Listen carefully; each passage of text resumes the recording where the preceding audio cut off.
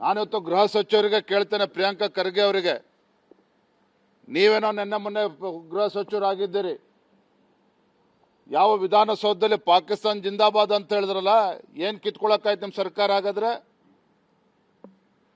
ಏನ್ ಕಿತ್ಕೊಂಡ್ರಿ?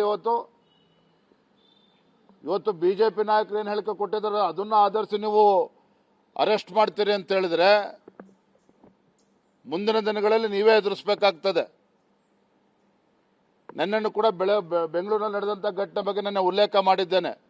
ಯಾರೋ ಬಂದು ಕಂಪ್ಲೇಂಟ್ ಕೊಡ್ಲಿ, ಸ್ವೀಕಾರ ಮಾಡ್ತೀವಿ ಅಂತ ಹೇಳ್ತಾರೆ ಗೃಹ ಸಚಿವರು. ಒಬ್ಬ ಗೃಹ ಸಚಿವರಾಗಿ ಹೇಳ್ತಕ್ಕಂಥ ಮಾತಾ ಇದಾಗಾದ್ರೆ, ಹಾಗಾಗಿ ನಾನು ಪೊಲೀಸ್ ಹಿರಿಯ ವರಿಷ್ಠಾಧಿಕಾರಿಗಳನ್ನ ಹೇಳೋದಕ್ಕೆ ಇಚ್ಛಪಡ್ತೇನೆ, ದಯವಿಟ್ಟು ಎಲ್ಲವನ್ನ ಹಗುರವಾಗಿ ತೆಗೆದುಕೊಳ್ಬೇಡಿ. ಈಗಾಗಲೇ ರಾಜ್ಯದಲ್ಲಿ ಪೊಲೀಸ್ ಸ್ಟೇಷನ್ ಅಂತ ಹೇಳಿದ್ರೆ ಕಾಂಗ್ರೆಸ್ಸಿನ ಕಚೇರಿಗಳಾಗಿ ಇವತ್ತು ವರ್ತನೆ ಮಾಡ್ತಾ ಇದ್ದಾರೆ ಬಹುತೇಕ ಜಿಲ್ಲೆಗಳಲ್ಲಿ.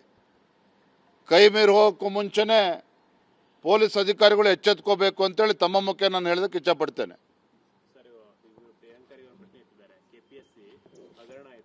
ಬಿಜೆಪಿ ನಾಮಿನಿ ಮಾಡಿದವ್ರನ್ನ ಮತ್ತೆ ಅವ್ರಿಗೆ ಕಾನೂನು ನೆರವು ಕೊಟ್ಟವರು ಬಿಜೆಪಿಗರು, ಅದೇ ರೀತಿಯಾಗಿ ಈಗ ಎಲ್ಲ ಆಗ್ತಿರೋದು ಬಿಜೆಪಿ ಕಾಲದಾಗಲೇ ಅದೆಲ್ಲ ಉಡಾಫೆ ಮಾತುಗಳನ್ನ ಬದಿಗಿಟ್ಟು ಬಿಜೆಪಿ ಅವಧಿಯಲ್ಲಿ ನೇಮಕಾತಿ ಆಗಿರ್ಬೋದು, ಕೆಪಿಸಿ ಮೆಂಬರ್ಸ್ ಅಪಾಯಿಂಟ್ ಆಗಿರ್ಬೋದು, ಯಾರದೇ ಪೀರಿಯಡ್ ಅಲ್ಲಿ ಅಪಾಯಿಂಟ್ ಆಗಿರಲಿ, ಹಗರಣ ಮಾಡಿ ಅಂತ ಯಾರಿಗೂ ಹೇಳೋರಿದಿಲ್ಲ, ಹೇಳಿದಕ್ಕೆ ಸಾಧ್ಯ ಇಲ್ಲ. ಯುವಕರ ಬದುಕಿನ ಜೊತೆ ಚೆಲ್ಲಾಟ ಆಡಿ ಅಂತ ಯಾರು ಕೂಡ ಹೇಳೋದಕ್ಕೆ ಸಾಧ್ಯ ಇಲ್ಲ.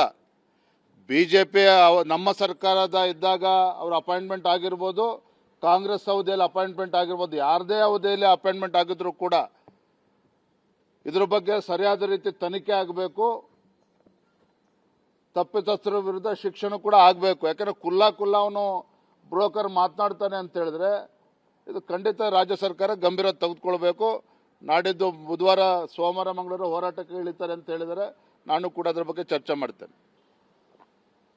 ನಾನಿವತ್ತು ಗೃಹ ಸಚಿವರಿಗೆ ಕೇಳ್ತೇನೆ, ಪ್ರಿಯಾಂಕಾ ಖರ್ಗೆ ಅವರಿಗೆ, ನೀವೇನೋ ನಿನ್ನೆ ಮೊನ್ನೆ ಗೃಹ ಸಚಿವರಾಗಿದ್ದೀರಿ, ಯಾವ ವಿಧಾನಸೌಧದಲ್ಲಿ ಪಾಕಿಸ್ತಾನ್ ಜಿಂದಾಬಾದ್ ಅಂತ ಹೇಳಿದ್ರಲ್ಲ, ಏನ್ ಕಿತ್ಕೊಳಕಾಯ್ತು ನಿಮ್ಮ ಸರ್ಕಾರ? ಹಾಗಾದ್ರೆ